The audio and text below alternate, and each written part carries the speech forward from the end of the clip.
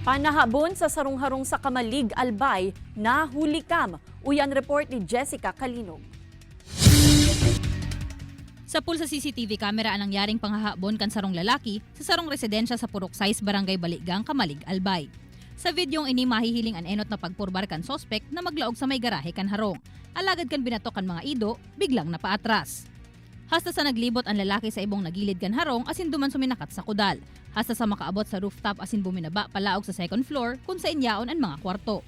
Makalihis marisa ang CCTV camera. Pinaikot pa kainian sa iyang bulkap nganing itago ang lalawgon antes sa nagpadago sa pagkalkal sa laog kan harong. Basta po, pagkagising ko po sa umaga, nailing ko po sa mga gamit ko, nakawaga sa may gate. Tapos pag iling ko kang aparador, nakabukas na. Sa kabilogan kinakarkulong nasa 90,000 pesos ang kantidad kan mga nalalay kan sospek na kinababalihan kan apat na cellphone, sarong tablet asin cash. Pagkatapos kaining makuha ang nasambitan ng mga gamit, nahagop giraray kan CCTV ang pagbaba kan sospechado sa dati kaining inagihan, mantang bitbit na ang mga hinabo ng gamit. Napag-araman na bakusan na ini ang enot na beses na nakuanan ng CCTV ang panghahabon kan parehong sospek sa nasambitan ng harong.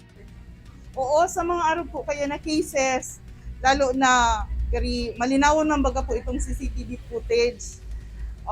Kaipuhan po, i-refer ta ito sa proper authority, bako po sa social media.